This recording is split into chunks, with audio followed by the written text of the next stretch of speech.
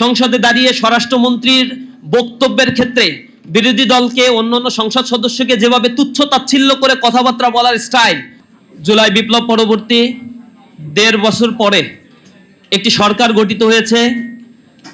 যদিও আমাদের প্রত্যাশা ছিল এই সরকারটি জনগণের রায় নিয়ে গঠিত হবে, কিন্তু ইলেকশন ইঞ্জিনিয়ারিং এর মধ্য দিয়ে বিভিন্ন জায়গায় পেশি শক্তি খাটিয়ে এবং তারা নানাভাবে প্রশাসনকে প্রভাবিত করে তারা ইলেকশন ইঞ্জিনিয়ারিং করে ক্ষমতায় এসেছে ব্রুট মেজরিটি নিয়ে। এরপরেই সংসদ অধিবেশনে আমরা তাদের কাছে প্রত্যাশা করেছিলাম একটি জনবান্ধব জন আকাঙ্ক্ষার একটি দেশ গড়ার জন্য সরকার এবং বিরোধী দল কাঁধে কাঁধ মিলিয়ে এই রাষ্ট্র গঠনের জন্য ভূমিকা রাখবে। জুলাই বিপ্লবে যারা ভূমিকা রেখেছিল, শহীদ হয়েছে, জীবন দিয়েছে, পঙ্গুত্ব বরণ করেছে, যে সকল ছাত্র নেতৃবৃন্দ এখানে ভূমিকা রেখেছিল, তাদের সাথে করে নিয়ে নতুন বাংলাদেশ গড়ার প্রয়াস তারা পাবে। কারণ তাদের রাজনৈতিক অধিকার দীর্ঘ সময় ধরে বঞ্চিত ছিল।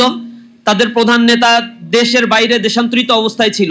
এই অবস্থায় থেকে দেশের রাজনীতির একটা পরিবর্তনের জন্য যারা জীবন দিয়েছে, যারা এখানে আহত হয়েছে, পঙ্গুত্ব বরণ করেছে, তাদেরকে সাথে নিয়ে এই দেশ গড়ার যে সুযোগটা তাদের ছিল সেটা তারা না করে ভিন্ন পথে ভিন্ন পন্থা তারা অবলম্বন করেছে। এবং তাদের মধ্যে যে অহংবোধ, সংসদে দাঁড়িয়ে স্বরাষ্ট্রমন্ত্রীর বক্তব্যের ক্ষেত্রে বিরোধী দলকে অন্যান্য সংসদ সদস্যকে যেভাবে তুচ্ছ তাচ্ছিল্য করে কথাবার্তা বলার স্টাইল, প্রধানমন্ত্রীর সামনে দাঁড়িয়ে তিনি অনেকটা ডিফ্যাক্টো প্রধানমন্ত্রীর মতো যেভাবে ভঙ্গিমায় কথাবার্তা বলেন এবং সংবিধানের যে ধরনের ব্যাখ্যা নিজের মতো করে আপন মহিমায় দেন, মাঝে মাঝে যা স্ববিরোধিতায় রূপান্তরিত হয়, সেগুলো জনমনে আতঙ্ক সৃষ্টি করছে। আর একজন ওবায়দুল কাদের আমরা দেখতে পাই কিনা আমরা শঙ্কিত হয়ে পড়েছি।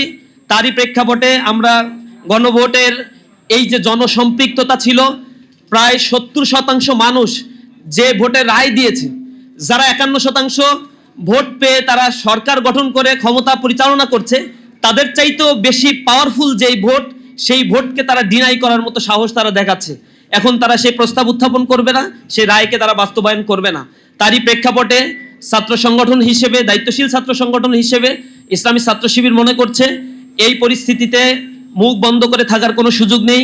আমরা আমাদের কথাগুলো বলবো, আমাদের দাবিগুলো উত্থাপন করছি। সরকারের সুবুদ্ধি উদয় না হলে আমরা রাজপথে দাঁড়িয়ে আমাদের কথাগুলো বলার চেষ্টা করব এবং দাবি আদায়ের জন্য ছাত্র জনতাকে সাথে নিয়ে আমরা রাজপথে থাকবো ইনশাআল্লাহ।